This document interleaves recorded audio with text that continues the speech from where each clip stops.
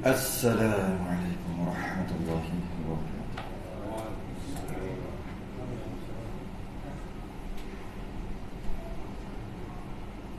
Innal hamdalillah nahmaduhu wa nasta'inuhu wa nastahdihi wa nastaghfiruh wa na'udzu billahi min shururi anfusina wa min sayyiati a'malina man yahdihillahu fala mudilla lahu wa man yudlil fala hadiya lahu asyhadu an la ilaha illallah لا شريك له أشهد أن سيدنا محمدا عبده ورسوله اللهم صل وسلم وبارك على سيدنا محمد الفاتح لما أغلق والخاتم لما سبق ناصر الحق بالحق والهادي إلى صراطك المستقيم صلى الله عليه وعلى آله وأصحابه حق قدره ومقداره العظيم اللهم نور بالكتاب بصري وأطلق بلساني واشرح بي صدري واستعمل به جسدي وحول قوتك فإنه لا حول ولا قوة إلا بك سبحانك لا علم لنا إلا ما علمتنا إنك أنت العليم الحكيم ولا حول ولا قوة إلا بالله العظيم أما بعد الحمد لله kita sambung hidangan penuntut jilid yang pertama dalam permasalahan jenazah kubur. Masuk kubur dah. Sebelum ni kita bahas berkaitan dengan kapan. Selesai kapan. Sebelum tu mandi. Selesai kemudian yang terakhir solat. Selesai solat.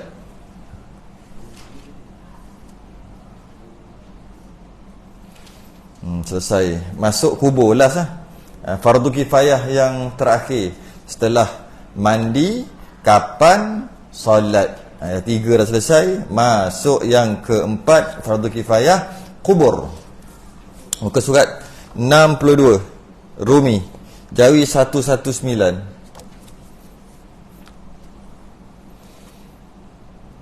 قال المصنف رحمه الله تعالى ونفعنا وإياكم بعلومه في الدارين آمين يا رب العالمين. Kubur adalah kubur untuk ditanam mayat itu sekurang-kurangnya satu lubang, minimum satu lubang kubur, satu lubang untuk mengkebumikan jenazah itu. Untuk kebumikan dia. Tengok tempat lah. Ada kata untuk kebumi ya. Ada kata untuk simpan. Bila nak simpan, tanam. Ada yang kata tempat tanam je. Tanam. Ada tempat kata kambus. Cuma bunyi kasar kambus. Bila nak kambuh? Ayahmu rasanya pagi tadi meninggal tak pergi. Bila nak kambuh? Oh, bunyi lain macam. Tapi kat petani biasa. Dia panggil masa mati, jiruh, lepas tu mandi. Jiruh, bukuh tu bungkus. Kapan? Kapan? Solat lah semayang. Lepas tu kambuh. Kambuh. Jiruh, bukuh, solat, kambuh. Tu tengok bahasa lah. Ada kata tak boleh cakap tu, katalah ke bumi. Okay, tak kisahlah. Istilah tu. Jadi buat lubang tu bila sebut lubang kena faham, bila sebut lubang maksudnya gali, bukan maksudnya apa dia panggil letak atas tanah, ambil tanah lain, apa dia panggil, tuang. Bukan itu bukan lubang, itu bukan lubang. Jadi bukan mesti bukan semestinya ambil tanah letak atas jenazah tu, atas mayat tu, bukan. Gali lubang. Ada beza tu. Kalau katalah ambil tanah bubuh. Jadi kalau tak payah gali pun tak apa, ambil bubuh jadi bukit. Tak apa, tak boleh. Bukan, itu bukan kubur. Dia lubang. Pertama lubang. Satu lubang je. Kecuali kalau tanah tu keras sangat. Manalah tahu tanah keras tak boleh gali kan. Nak macam mana? Ambil tanah, kambuh gitu je lah kat atas. Buat bukit. Dan bila nak gali tu lubang tu pastikan bukan kubur lama masa gali tu. Takut gali kubur lama. Tak boleh, haram. Sebab ada lagi, kecuali dah hancur. Kalau dah hancur bolehlah gali. Ada apa dia panggil, kubur bertingkat. Apa nak pergi? Kubur bertingkat. Heran kat kita. Macam mana kubur tu, dia kata kubur bertingkat. Bertingkat-tingkat kubur dia. Bila kita tengok rupa-rupanya memang digali balik. Tapi lama, adalah masa dia berapa tahun, puluh tahun kot. Bertingkat-tingkat. Bawah tu simen. Lepas tu bubuh letak tanah. Ada kubur bertingkat. Tak ada masalah, dengan syarat kalau nak gali balik tu untuk tanam yang lain pastikan hancur. Semua akan hancur. Memang bila tanam tu lama dia akan hancur. Satu je yang tak hancur mengikut hadis Nabi. Namanya dalam badan kita ada satu je tak akan hancur sampai kiamat. Malah kiamat pun tak hancur. Kiamat sepatutnya hancur semua kan? Tak hancur. Dia panggil ajbuz zanab. Ajbuz zanab ni satu tulang, kita panggil tulang lah. Haluh boleh panggil tulang. Tulang dia ada kat ujung sulbi. Sulbi wat taraib. Ujung sulbi pada tulang tongkeng, tulang tongkeng besar biji sawi. Dia takkan hancur. Salah satu yang dikecualikan daripada yang hancur ketika kiamat, yang kata kullu man 'alaiha fan, semua akan binasa ketika kiamat. Wa yabqa wajhu rabbika dzul jalali wal ikram, yang kekal hanya Allah. Itu dalam Quran. Tapi sebenarnya yang kekal lagi, yang tak musnah ketika kiamat ada 10. Bukan semua. Tapi kul semua. Tapi sebenarnya ada kecuali. Contohnya syurga. Syurga tak musnah nanti kiamat. Syurga dah ada sekarang. Ahli Sunnah wal Jamaah kata syurga dah ada sekarang. Neraka dah ada. Mu'tazilah kata tak ada. Sebab nanti baru Allah cipta. Kalau ada sekarang bazir, buat apa tak ada orang? Kata Mu'tazilah. Ahli Sunnah tak. Uiddat lil muttaqin, telah disediakan bagi orang bertakwa. Telah disediakan syurga tu. Bila telah dah ada. Tapi Mu'tazilah kata tak ada. Jadi kalau tidak Allah buat kerja sia-sia, membazir. Sebab tak ada kat neraka, tak ada orang neraka, tak ada orang dekat syurga. Dia kata gitulah. Jadi kalau ketika kiamat tak hancur syurga neraka, tak hancur. Nabi Idris tak mati. Nabi Idris masalah tak mati sebab dia dalam syurga. Bidari tak hancur. Lagi lah arash, kursi tu tak hancur ketika tu. Termasuk 10 tu salah satu yang dia panggil ajbuz zanab. Yang kita dalam kubur nanti semua dah hancur, tapi ajbuz zanab ni besar, halus sangat, tak hancur. Dia tidak hancur, malah telah dibuat apa dia panggil, telah dibuat ujian, memang tak hancur. Orang buat ujian tak hancur. Jadi yang itu dia akan nanti bila tiupan sangkakala yang kedua, yang pertama musnah, yang kedua hidup balik. Allah akan turunkan seumpama hujan, macam hujan, tak tahu macam mana, setelah beratus ke ribu tahun tak tahulah, turunkan hujan, kena ajbuz zanab ni, tumbuh kita balik. Macam pokok tumbuh naik. Macam mana kita mati, macam itulah kita akan dibangkitkan. Mati umur 60, bangkit umur 60. Mati umur 8 tahun, bangkit umur 8 tahun. Daripada ajbuz zanab tu. Lepas masuk syurga baru jadi 33 balik. Umur 33. Perempuan jadi 17. Tapi sebelum masuk syurga dekat padang mahsyar, macam mana kita mati? Cuma kalau kita dah tak ada kaki, kena potong sebab kecil manis ke apa, nanti dia tumbuh balik. Dekat akhirat. Okay. Buat satu lubang yang boleh menegah bau. Lubang tu dia tak ada kadar tertentu. Mesti begini, berapa inci, berapa kaki, tak ada. Berapa meter, tak ada. Asalnya tak ada. Kita buat bagi ada, tak apalah. Cuma asalnya tak ada. Kerana lubang ni untuk menegah bau je. Kalau sejengkal lah. Tak logik lah sejengkal. Cuma nak kira menegah bau. Menegah bau boleh? Tak semestinya dalam-dalam, tak ada. Tak semestinya. Menegah bau busuk, yang mana bau tadi akan mengganggu orang nak ziarah kubur. Dan bau tadi akan menyebabkan orang kata tak elok. Oh, apa hal tu, kena seksa tu, busuk, orang akan berkata tak elok. Sebab tu dalam dia besar, lebar dan dalam dia yang penting untuk menegah bau. Dalam mana tak dikatakan. Cuma kita cuba sendiri, dia ada dalam yang tertentu, dia tetap bau juga. Jadi kita buat sendirilah tu. Nak letak, kita letak sendirilah. Dan daripada bagi bau tak keluar, dan daripada dibongkar binatang buas. Bukan binatang buas, binatang. Habis kalau binatang tak buas? Bukan, maksudnya binatang. Biasanya binatang buas lah, buat kerja-kerja gitu. Pastikan cukup dalam untuk menegah dari dibongkarkan binatang, biasanya anjing atau babi. Biasanya, sebab dia punya hidung power. Anjing dengan babi hidung power. Sebab tu anjing buat apa? Itulah, cari-cari dadah ke apa kan, cari orang kan. Kuat dia punya deria bau dia. Kuat. Babi pun kuat juga. Tapi babi tak dengar cakap. Sebab tu tak boleh, tak ada. Dia tengok dadah kan, pegang, tengok polis duk pegang babi. Oh, tak boleh, dia kerja nak menyondol. Dia tak dengar cakap. Tapi kalau anjing, dia boleh masuk sekolah. Ada anjing sekolah, cerdik. Bila kita suruh dia pergi, kita suruh dia diam. Dia panggil anjing muallamah. Nama istilah dia panggil dalam Islam ada. Anjing muallamah dia panggil. Anjing sekolah, universiti punya masuk. Kadang-kadang degree, kadang-kadang PhD pun ada. Oh, hebat tu, dia boleh tahu. Dia boleh tengok anjing, jenis anjing. Anjing sekolah, memang masuk sekolah pun, bukan buat lawak, memang sekolah anjing. Tapi sekolah babi tak ada, memang tak boleh ajar.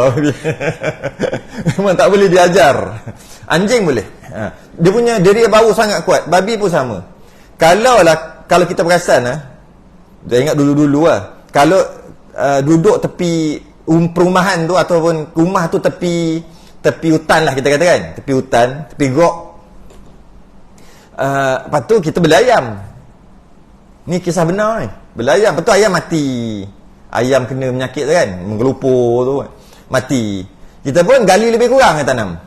Kita pergi jauh sikit pada rumah, gali lebih kurang je tanam. Selang 2-3 hari, ayam yang kita tanam tadi tu berkecai, bersepah. Babi. Dia nak makan ulat dia tu. Nak makan ulat yang dekat tu. Dia tu yang bersepah. Jadi maknanya, walaupun dia tu duduk entah dalam hutan tu, kita tak bau kita. Sebab kita gali agak-agak lah, berapa kaki, kita tak bau dah. Tapi hidung dia bau. Hidung dia power. Memang tak ada ni kan, ni atas. memang seperti hidung dia tak ada awning. dia memang bau power. Memang bau dia. Dia punya diri dia bau. Jadi, itu baru ayam. Mana lagi busuk? Manusia dengan ayam. Maksudnya ayam manusia mati. Busuk manusia. Manusia lagi busuk. Manusia yang minum arak lagi busuk. Manusia yang makan tak kira halal haram, busuk. Busuk pelik. Yang makan biawak ke, busuk pelik. Manusia yang makan yang halal aja, yang sembelih sebagainya, busuk. Tapi tetap busuk juga. Nak banding dengan ayam tadi, nak banding dengan lembu, busuk manusia lagi. Busuk manusia. Memang manusia ni kalau mati busuk. Bangkai manusia kita panggil busuk. Jadi sebab itulah perlu ditanam. Sebab kemuliaan manusia tu, kalau biar macam tu, hilang kehormatan sebagai manusia. Sedangkan walaqad karramna bani Adam, Allah muliakan bani Adam. Tiba-tiba dia jadi nampak hina, busuk. Jadi bila busuk, kena tanam. Tanam jangan boleh keluar bau. Maknanya tanam tu kena dalam juga. Walaupun kita rasa kita tak bau, kita kena pastikan. Anjing semua pun tak bau juga. Kalau dia bau pun dia tak boleh gali. Yang saya tahu ni macam mana? Kita tengok apa yang biasa kita buat. Kita tanam uri. Uri tu kira manusia lah juga tu. Uri je, cukup lah uri. Tanam, kalau buat lebih kurang, memang kena anjing. Kalau teks tu banyak anjing. Kucing pun. Saya pernah tengok kucing gali. Kita tanam uri kat situ. Biasa orang minta tolong lah. Dia tanam kat masjid, surau. Itu suka tanam uri. Mudah-mudahan pergilah masjid dah hari-hari dengar. Macam tu lah. Jadi kita tanam, tengok-tengok ada kucing, dia main pusing kat situ. Lepas tu dia gali.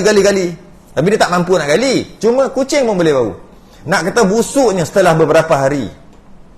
Uri tu manusia lah asalnya. Dia panggil bantal bayi. Bantal. Dia tidur atas tu. Jadi sebab itulah kalau kita ingat dulu-dulu, orang dulu uri letak apa?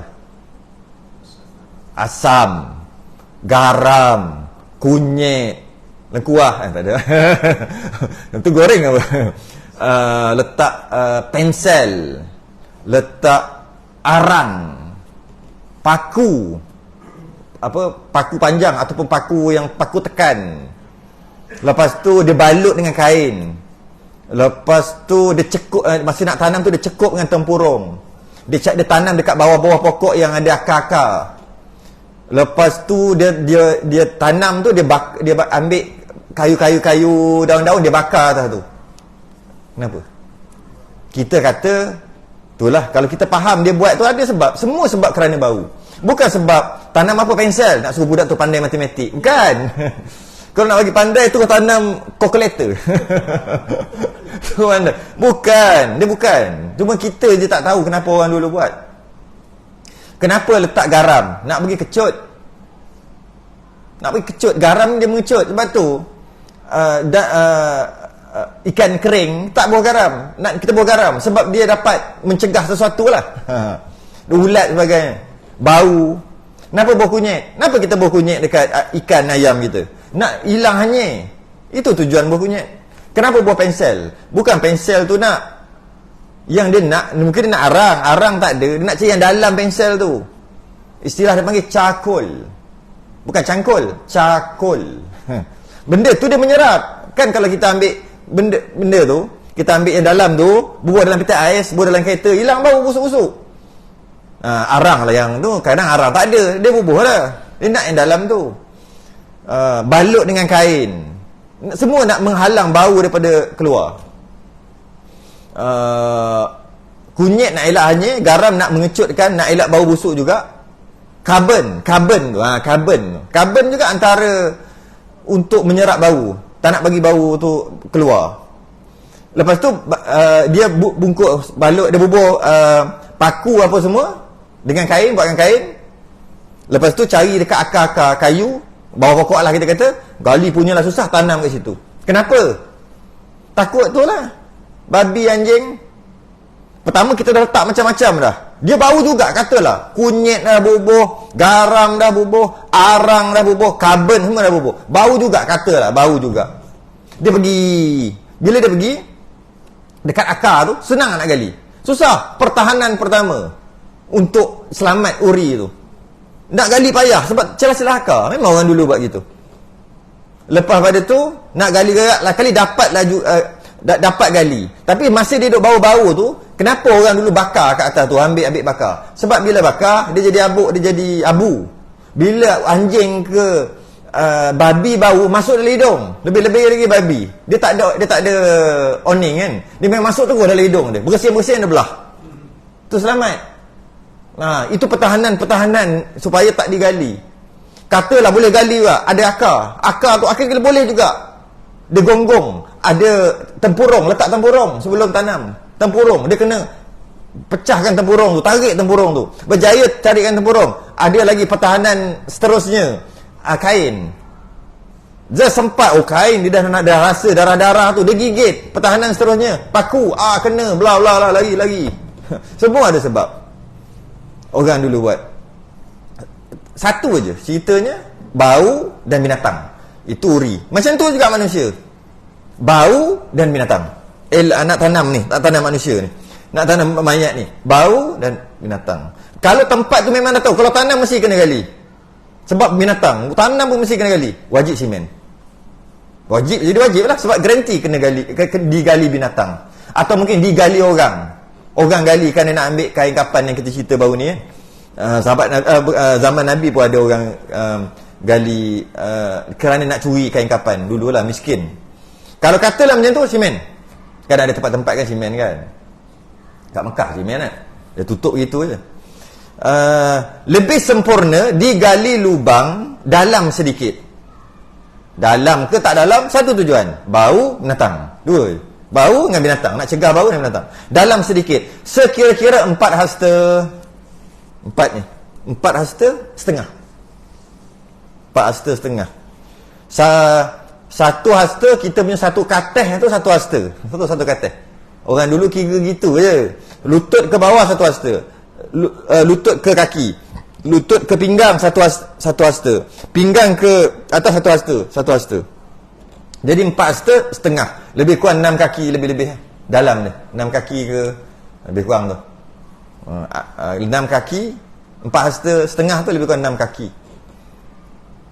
6 kaki. 4,5 itu pun tak semestinya. Yang penting bau binatang, dapat cegah bau binatang. Dia cuma 4,5 dalam dan lebar seberapa yang munasabah, sekira-kira muat dimasukkan mayat. Agak-agak lah orang nak masuk, berapa orang nak masuk, nak sambut, agak-agak lah, jangan sempit sangat kan. Tapi kalau besar sangat nanti nak penat pula kerja, nak kena kambuh balik nanti. Itu kalau atas bumi, atas tanah. Kalau kapal laut dah atas kapal ke, atas kapal macam mana? Kalau atas kapal mati dan lambat lagi nak pergi ke darat, lagi wajib mandi, kapan, solat, lepas tu letak dia dekat air tu, ikat pemberat supaya dia jatuh, benamkan dia di laut dengan pemberat setelah mandi, kafan, solat.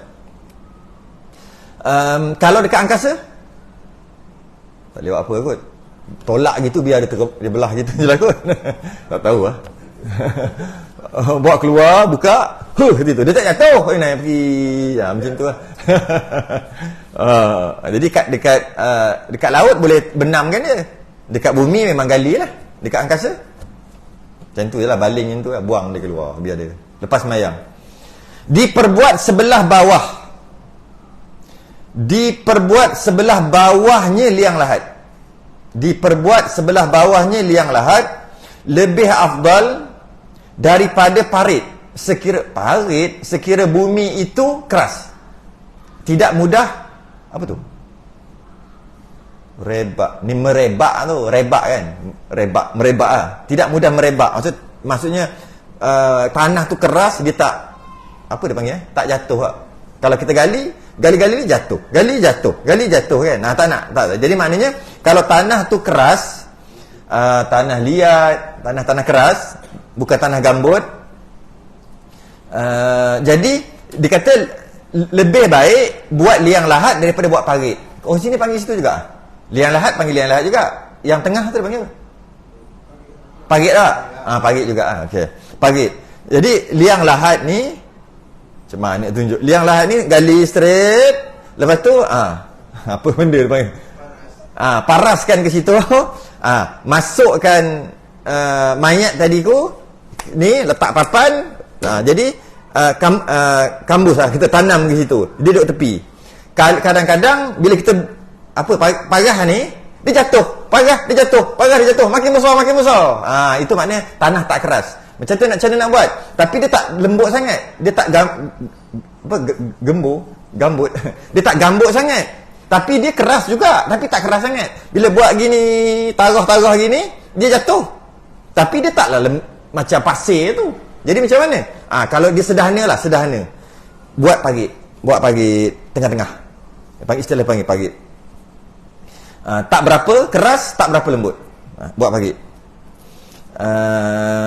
Sebab yang terbaik buat lahat.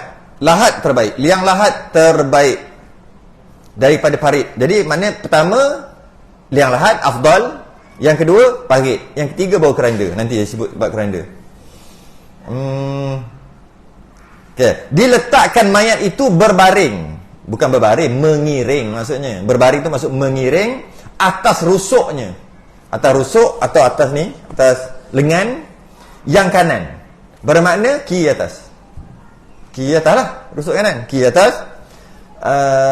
Dengan perlahan-lahan sambil membaca beberapa kali Bismillahi wa ala millati Rasulillah sallallahu alaihi wasallam.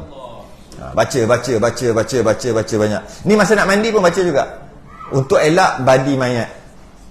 Ayat doa yang sama, Bismillahi wa ala millati Rasulillah sallallahu alaihi wasallam. Baca baca masa mandi, nak elak pada badi. Takut kena badi je kan, tak boleh tidur kalau kena badi mayat. Kadang-kadang kita sangka tak kena, tapi kena yang seram-seram muka tu masa mandi kan tu kan, seram, teringat tu, pejam mata teringat, nak makan teringat, tengok air teringat. Kalau kena yang muka, mata terkeluar, lidah terjeler, kena. Tapi kalau baca, sebab tu disunatkan masa nak melihat jenazah tu, jangan tengok ke atas, tengok ke bawah, tengok daripada bawah, jangan buka tengok gitu. Kalau comel tak apa tengok. Tak apa kalau yang terjelai ke apa kan. Okay, baca. Dia letakkan mengiring. Orang lelaki lah yang letak ni. Orang lelaki masukkan ke dalam kubur. Orang lelaki. Bukan orang perempuan, orang lelaki buat kerja ni. Walaupun mayat perempuan, orang lelaki juga yang masukkan, yang letakkan tu. Orang lelaki. Cuma kalau orang perempuan, yang paling berhak untuk masuk, yang pegang jenazah dia adalah mahram dia. Yang paling berhak adalah mahram dia sendiri. Anak ke, yang tak boleh kahwin dengan dia lah. Itu yang paling berhak. Kalau perempuan. Kalau lelaki tak kisah. Laki-laki mana pun. Dan sunat juga, tapi ni tak ada orang buat. Saya dah lama dah perhati tak ada orang buat. Sunat juga kalau jenazah perempuan, mayat perempuan, tutup dengan kain. Kain kapan pun boleh, kain batik ke, kain apa, tutup dengan ada dulu orang buat dengan tikar. Saya tengok 80-an. Kali terakhir saya tengok tahun 89, Kelantan. Last, lepas tu tak tengok dah. Tikar, tutup. Bukan dia letak untuk masukkan tanah. Bukan ini. Memang ya itu satu, itu bab lain. Ni cerita bab lain. Dia tutup. Sebab tak nak bagi tengok. Bab masuk tanah tu bab lain. Yang itu sampai sekarang ada lagi orang letak tikar tu. Ni tak, dia tutup. Tutup dengan kain. Perempuan ni tutup lah. Dia jaga aurat dia daripada hidup. Kita pula boleh tengok aurat. Taklah nampak aurat, tapi nampak bentuk. Dia masih hidup, dia jaga bentuk. Dia tak pernah berpakai macam tu masih hidup dia. Contohlah. Dia tak pernah pakai macam tu. Baju besar, berselerek je. Habis semua dia bawa balik sampah kat rumah dia. Tiba-tiba mati, kita boleh tengok pula. Tu kata setengah orang dia tutup. Bila dah masuk itu, baru letak tikar tadi. Baru bubuh letak tanah tu di atas tikar supaya dia bergelongsor begitu. Ini bukan, ni yang masa nak masuk mula-mula tu. Sekarang orang tak buat dah ni. Orang tak buat dah. Seloknya 3 orang. 3 orang kat dalam, satu kat atas, 3 orang kat dalam, dan sambut secara terhormat. Baringkan lambung kanan. Kalau kita perhatikan, memang baring. Siapa pernah tengok Syiah tanam mayat? Berdiri. Terkejut. Lubang macam tu, berdiri. Dia tanam berdiri. Tak tahu macam mana. Kita nak kena berapa kaki? Banyak kaki. Berdiri, Syiah tanam mayat berdiri. Kita jarang tengok. Rafidah ni, yang Rafidah Syiah banyak. Zaidiyah lah apalah. Ini yang Rafidah ni. Yang Rafidah ni yang imam 12 tu lah. Yang dia tunggu yang imam yang sedang nak keluar ni. Tak ada tujuan. Dia memang dia baca hadis ikut cara dia lah. Ada lah macam mana tak tahu lah. Hadis dia banyak. Quran dia tebal ni. Dia kata Quran kita ada ni betul. Ada lagi yang ada kat Fatimah pegang, tapi Quran tu kita tak pakai, dia kata. Sebenarnya ada dekat Sayyidatina Fatimah. Yang dekat anak-anak Nabi ada dia pegang. Yang itu dia pakai, dia kata. Dia kata. Dia dakwa. Itu dalam Quran tu. Lepas tu mungkin dalam hadis-hadis dia tak ambil. Umar reject. Terus tak ambil. Dia tak ambil. Sayyidina Abu Bakar riwayat, Sayyidina Umar tak ambil. Dia banyak yang dia tak ambil. Abu Hurairah itu reject lah awal-awal lah gitu. Abu Hurairah tak terima. Jadi memang pelik. Memang pelik kenapa dia buat gitu. Jadi baringkan lambung kanan, muka rapat pipi muka rapat tanah. Maksudnya kena tanah. Kalau lahat ni rapat ke tanah. Sebaiknya sendal lah 3 kepal tanah buat besar. Kalau orang dulu semua buat macam tu, letak kat belakang ni, tak nak bagi dia tumbang. Sendal belakang ni 3 kepal tanah. Lapik kepala dia dengan bata. Sebab tidurnya ni lapik dengan batu-bata. Tapi kalau orang penggali kubur yang hebat, dia buat bantal siap-siap. Ada tak? Sini buat. Dia tak bubuh, dia tak ambil buah, lepas tu dia letak. Itu biasa. Yang hebat, dia buat siap-siap masa gali tu. Masa gali tu dia tinggalkan, saya nak sebut tak reti. Dia tinggalkan tanah yang tak digali. Jadi letak tu elok jadi dia punya bantal. Tu terbaik tu. Lepas tu letak tu leraikan tali. Sebab tu masa kapan kita bincang baru ni tu, Kapan ada 5 tali kan, letak siap-siap sebelum letak jenazah tu, sebelum letak atas kain kapan, letak tali siap-siap. Kalau letak siap-siap, nanti sibuk duk jolok kat bawah tu. Mana? Dapat. Ambil. Tarik. Baik, letak siap-siap. Senang. Tali tu. Dan ikat ke mana? Ikat kiri. Belah kiri. Jangan ikat kanan. Bila ikat kanan, bila letak belah kanan, puas nak cari masa dalam kubur tu. Tak belah kiri. Jadi tarik je. Leraikan. Lerai. Tarik je. Simpul tu masa kapan tu simpulan. Jangan simpul mati. Simpul kasih dia panggil. Simpulan kasih. Jangan simpulan mati. Kalau tidak, macam ni buka macam tu. Buka. Sampai kepala pun buka. Ciumkan. Muka buka, ciumkan di tanah. Di dinding, cium. Okey. Tapi kan, perasan tak? Yang hantu pocong kan diikat kat atas ni, perasan tak? Tak kena, mana boleh kena buka. Pocong tu bohong. Bukan kaedah yang betul, patut jadi pocong. Bukan kaedah yang betul. Sebab tu dia buka, kena buka semua. Ni tutup, lompat, tutup semua. Padahal kena buka tali tu. Tadi cerita tu pun tak logik dah. Tipu. Muka tutup, ikat semua terikat. Betul dia lompat-lompat sebab terikat. Tak perasan. Kita pocong. Cerita je. Wajib dihadapkan mukanya ke kiblat. Wajib.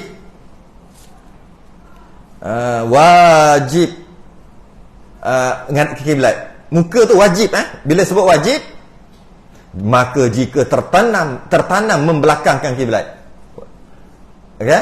Atau terlentang ke atas, atau tertiarap ke bawah, niscaya wajib digali semula dan dihadapkan ke kiblat. Wajib gali balik. Jangan main-main. Tukar yang muat masuk tu lah. Biasanya tukang gali tu lah. Jangan main-main. Kalau kata tadi salah tadi, jatuh ke apa kan, bukan menghadap kiblat lah muka dia. Wajib gali balik. Tapi selama belum busuk. Berapa hari ya? Itu yang kata kita ada buat kenduri dulu kan. 3 hari, lepas tu 7, 40, pecah perut, pecah apa semua kan. Ada kan. Kalau 7 hari busuk dah. Mungkin sehari 2 tu boleh lagi kot. Tak tahu lah. Sehari 2 tu boleh gali balik. Kenapa gali balik? Sebab muka tu tak menghadap kiblat. Ataupun gali balik kalau tertinggal barang berharga, boleh gali balik. Itu tak kira busuk tak busuk. Tengah kita duk tolong iPhone 15 Pro Max yang baru beli tu.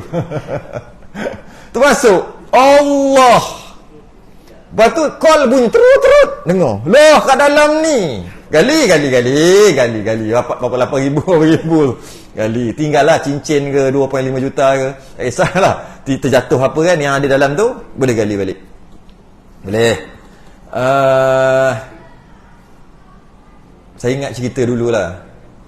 Teringat cerita ni. Dekat Pengkalan Hulu. Matinya seorang ni, ayah dia ni lah mati. Masa mandi tu dah perasan dah ada lebam kat leher ni, lebam. Tapi masa sedih-sedih, tapi nampak dah mula-mula mati tak nampak. Bila masa mandi tu lebih kurang berapa jam, 8 jam gitu lebih kurang. Dia mati malam, katalah maghrib, katalah pukul 8. Esok nak mandi tu pukul 8 pagi. Masa tu baru ada, masa mandi tu nak lebam biru, bukan biru, hitam di sini. Mula-mula tak ketara sangat. Bila kita mandi, dia makin ketara. Orang pun tengok. Lepas tu kita kapan lah kita buatlah semua dan tanam.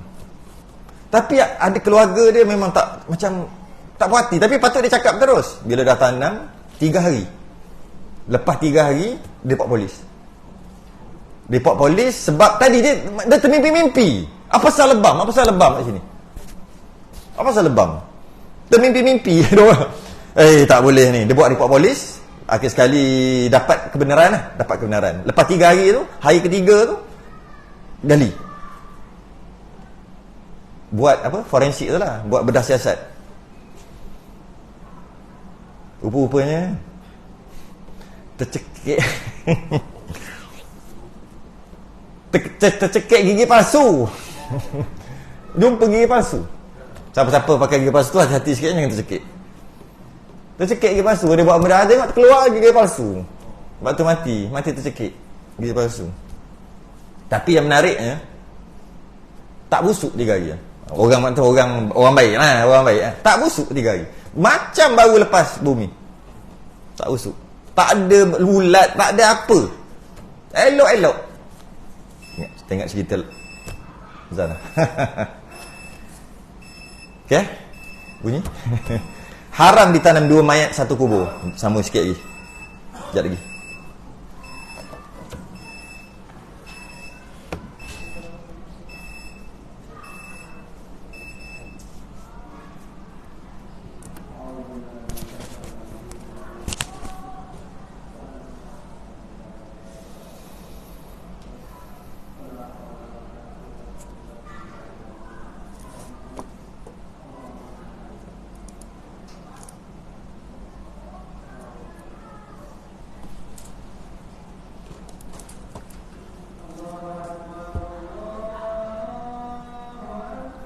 Allah Akbar, Allah.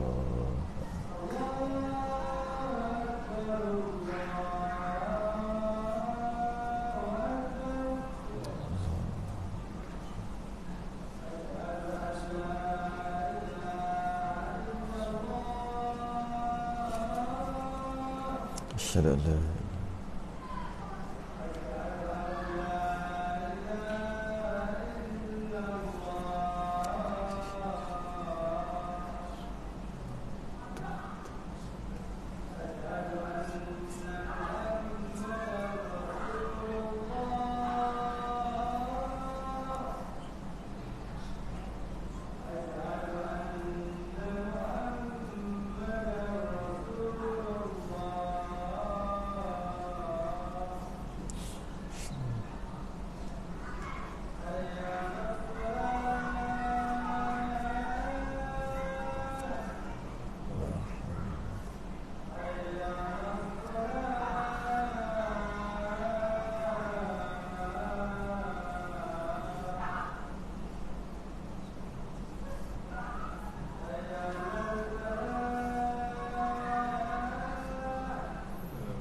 لا حول.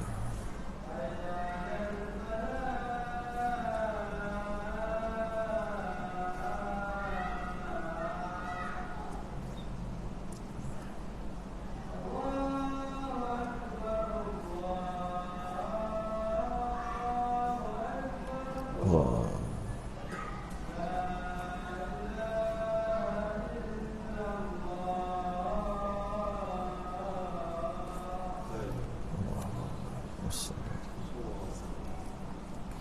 والشرف والدرجة العالية الرفيعة.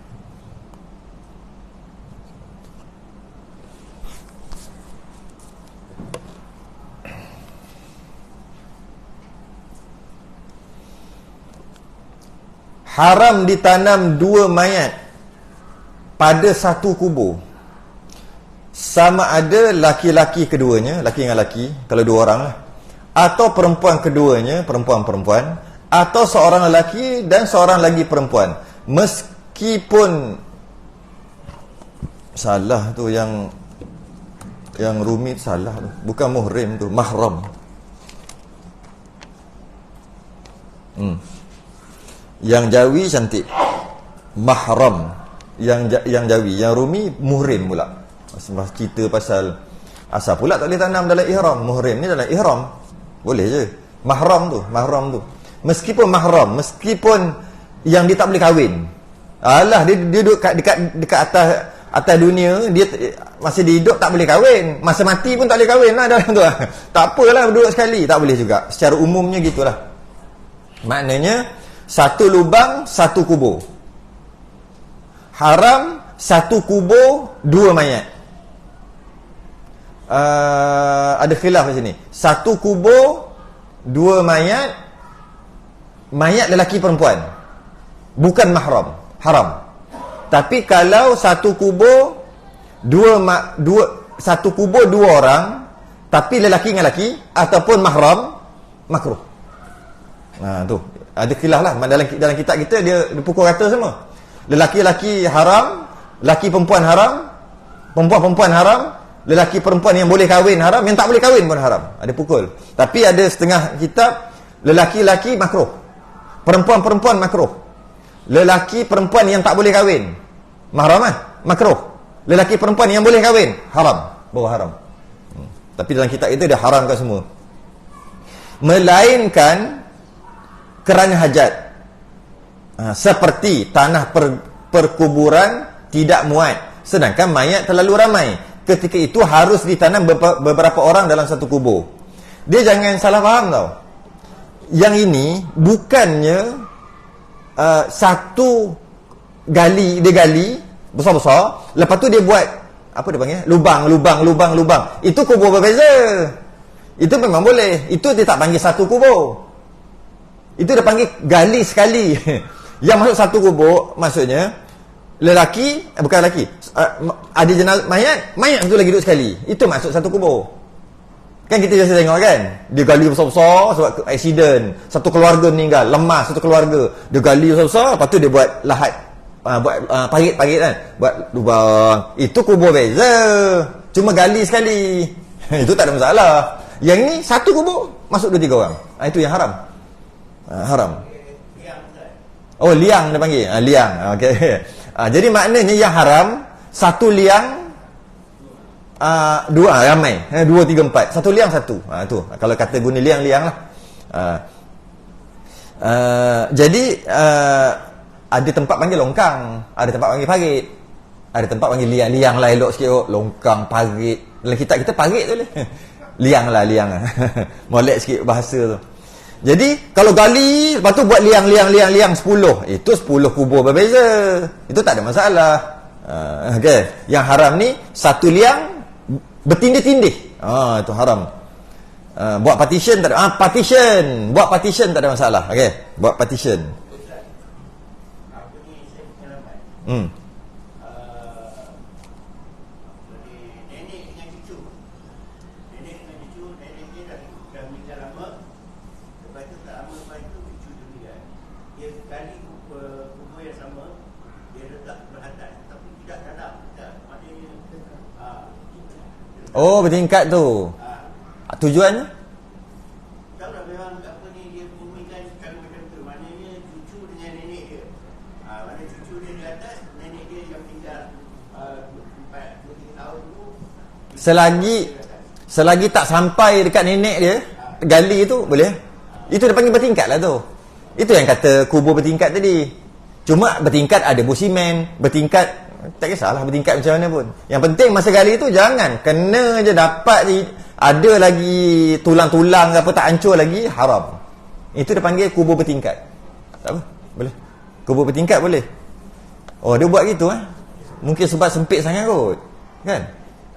Tak juga. Pasal dia buat gitu. Boleh kat sebelah. Hajat hajat. Macam mana pun tak apa selagi gali tadi tu tak sampai. Tapi itulah masalah pula, maknanya berapa kaki je. Kalau tadi tu 4,5 hasta, maknanya mungkin dia gali 2 hasta je, 2,5 hasta. Kalau binatang, tapi tak apalah, dah benda dah tak ada apa kan, tak ada apa jadi tak apalah. Takut binatang pula kat situ. Cuma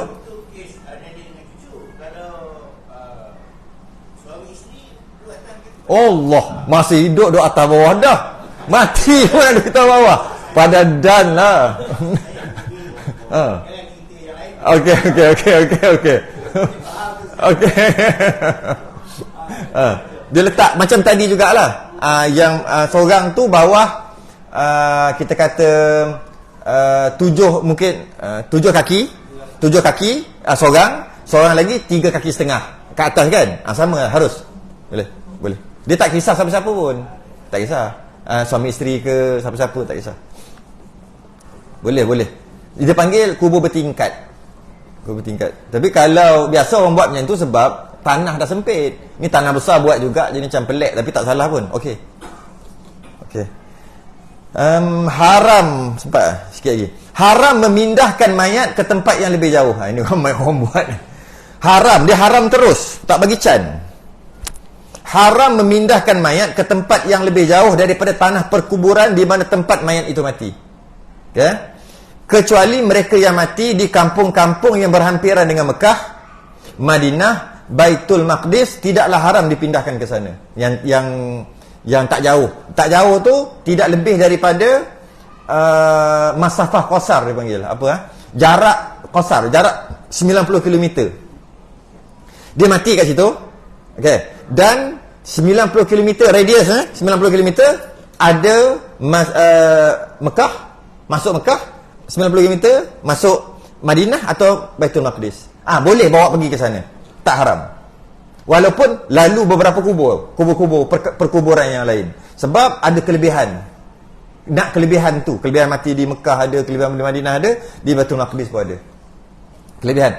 Tapi kalau bukan daripada 3 tempat ni, dia kata haram nak jana, baca haram.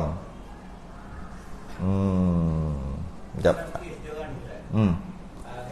nak berjalan, nak buat pembangunan. Pindah. Jadi dia pindahkan tulang-tulang tu ke tempat lain. Pindah boleh. Pindah. Pindah tak apa. Bukan, pindah kerana tak boleh buat apa dah. Maksudnya tak boleh buat apa, terpaksa. Maka boleh pindah. Dia macam masjid. Dia sebab bila kita kata perkuburan, dia tanah wakaf. Masjid pun tanah wakaf. Dia sama je hukum. Dia bukan hukum, dia hukum kat tanah tu. Jadi bila dah wakaf, masjid ada seboleh-boleh jangan runtuhkan masjid. Tak boleh wakaf tu. Sehingga tak boleh buat apa, barulah runtuh. Barulah runtuhkan masjid tu, ganti tempat lain. Samalah juga kubur. Seboleh-bolehnya biarlah jalan highway tu gitu. Malah silap-silap itu jadi pelancongan. Nak tengok kubur dekat highway, dia jadi pelik, jadi pelancongan lah kalau buat. Kau contohlah, memang benda pelik-pelik tu orang kan suka pelik-pelik. Tapi sehingga tak boleh, memang terpaksa untuk digali. Tak boleh dah cara lain. Kalau ikut sini berbahaya, sini boleh jadi aksiden, begitu bahaya, terpaksa. Masa tu boleh. Jadi dia kena sampai maksimum. Tak boleh buat apa dah. Biasa yang gali-gali tu mungkin maksimum dah lah. Tak boleh buat apa dah. Mesti kena gali. Bila gali boleh pindah. Boleh pindah. Yang ini bukan pindah yang dah tanam. Ini tak tanam lagi pindah. Yang ni, yang dalam kitab kita ni. Haram memindahkan mayat ke tempat lebih jauh ni, yang tak tanam lagi. Cuma, saya ada dobek kat sini. Ada khilaf ulama', sebahagian kata makruh. Sebahagian kata makruh, sebahagian kata haram. Memindahkan mayat ke tempat yang lebih jauh daripada tanah perkuburan yang mana mayat itu mati. Sebab tak ada kelebihan pun. Di sini dengan di sana 100 km sama je. Tak, sini biasa, ke sana Mekah ada, baru boleh. Ada kelebihan. Mana-mana tanah perkuburan sama je. Maka tak dibenarkan. Macam mana pun khilaf di antara wajib dengan khilaf di antara haram dengan makruh. Mungkin yang buat tu makruh lah. Pertama, dia melambatkan pengkebumian. Lambat. Melambat-lambatkan tu kadang-kadang hukum makruh, kadang hukum haram. Jadi kalau kita tengok sahabat-sahabat Nabi, kalau kita pergi berjalan ada orang pergi jalan kat China. Nama tempat tu Guangzhou. Guangzhou. Katanya ada kubur Sa'ad bin Abi Waqqas, pemanah tepat. Sa'ad bin Abi Waqqas ni pemanah tepat. Nabi doa untuk dia, memang tepat dia punya panah. Kenapa dia ada kat China? Dia pergi sebar kat situ, sebar agama kat situ, lepas tu meninggal tanam kat situ lah. Siapa pernah pergi Istanbul, Khalid bin Zaid, di situ ada kubur. Kenapa? Di situ jauh daripada tempat dia. Banyak lagi lah kalau kita buat kajian, memang ramai. Kerana apa? Kerana antara mati syahid adalah mati syahid kecil ketika di perantauan. Ketika di perantauan, syahid kecil. Jadi tanam di situ. Kita tengok Tok Guru Harundin. Kita nak ziarah tak boleh. Nak kena pergi mereka kan.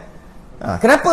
Itulah yang tak perlu. Dah tambah-tambah nak naik kapal terbang, dia tak boleh begitu aja. Dia keluarkan darah semua. Dia keluar. Dia masuk cecair apa benda. Ada cecair kan? Dia keluarkan semua darah, betul dia masuk untuk sebab kapal terbang punya hal. Tak tahulah kenapa dia buat, apa tujuan dia buat gitu, penyakit ke virus ke apa tak tahu lah. Cuma dia keluarkan semua cecair-cecair badan, dia ganti dengan lain untuk nak naik. Jadi bila dia buat pembedahan situ, siap wasiat lagi, tanam aku kat sini. Memang itu yang terbaik. Di situlah meninggal saya tanam situ lah. Habis anak-anak nak ziarah, senang. Ya. Bila last kita pergi kubur ayah kita? Kata dekat-dekat nak ziarah. Raya juga. Itu pun kalau ingat raya. Kalau ada kata, raya apa pergi kubur? Pakar tak pergi kalau tak pergi raya. Kata mula-mula je. Bila dah dapat paraid, lupa tak pergi tak payah 3 orang lain. Kita lah. Bila last pergi mak ayah kita punya kubur? Yang kita bersungguh-sungguh nak suruh dia bawa datang jauh berkilometer dekat tempat ni supaya senang nak ziarah ni, berapa kali setahun? Berapa kali setahun? Setahun sekali pun cukup mantap lah, setahun sekali. Betul orang dulu buat time raya sebab time tu yang free, time tu balik kampung. Sekarang ni ada orang kata mengarut lah, bid'ah lah apalah, pakak tak pergi. Lepas tak pergi, terus tak pergi setahun. Padahal tak kisahlah pergi bila-bila pun. Betul lah, hari raya tu hari gembira. Tapi tu je masa yang ada kumpulan ramai semangat ada. Hari lain tak semangat. Semangat, esok try pergi tengok. Semangat tak semangat? Tak semangat, malas tengok TV gitu. Esok kerja lah. Kerja gitu lah, banyak kerja lah kita. Jadi, itulah. Okay. Malah kalau diwasiatkan, wasiat tak sah. Wasiat aku nak tanam sini, wasiat tak sah. Sebab perkara wasiat, kalau ikut pendapat ni haram kan? Haram. Wasiat 100 km, tak usah wasiat. Nak tanam 100 km. Sebab ikut pendapat ni kata haram, benda haram mana boleh wasiat. Ada kes manusia dikebumikan di perkampungan jin. Ada juga, dia pergi dakwah kat sana, mengajar dekat perkampungan jin, lepas tu mati. Kebumikan jin. Ada cerita. Biar cukup dah. Makruh diletakkan, mana nak berhenti ni? Makruh diletakkan tikar atau hampar atau bantal bersama mayat dalam kubur. Makruh lah. Kenapa makruh? Baik pakai kat rumah bantal. Dalam tu hancur juga. Jadi membazir, makruh. Letak bersama mayat tu tikar ke, bantal ke, hamparan ke apa. Demikian juga makruh pakai keranda. Kerana boleh kerana yang demikian itu mensia-siakan harta. Melainkan kalau tanah kubur tu basah, boleh pakai keranda. Kalau basah tak boleh. Macam ni kita nak letak, nak buat lubang, nak buat liang, nak buat lahat, asyik jatuh, pasir jatuh, pakai keranda. Boleh lah pakai keranda. Tapi kalau okey je tanah situ, saja pakai keranda. Makruh. Sebab membazir lah. Makruh kerana membazir. Dia berhenti kat situ. Kadang-kadang tanah tu berair. Berkali-kali dia berair. Kadang-kadang tanah tu berasap tanah kubur. Cerita tanah kubur. Kadang-kadang tanah runtuh, kadang-kadang berpasir kan. Jadi pakai keranda boleh lah. Cuma dia tak ada haram. Dia pergi ke makruh kalau sengaja, kalau tak ada sebab. Setelah dikambus, tengok tu dikambus terus tu. Kita berhenti kat situ. Setelah dikambus, tu kata kambus. Setelah dikambus, nak sampai ke takziah tu, setelah dikambus ni panjang cerita ni. Jadi kita berhenti kat situ. Setelah dikambus, ditinggikan sedikit tanah tambak itu, tanah tambak ditinggikan sedikit, kadar sejengkal. Jangan banyak-banyak, jengkal cukup. Wallahu a'lam. Selain tasbih kafarah dan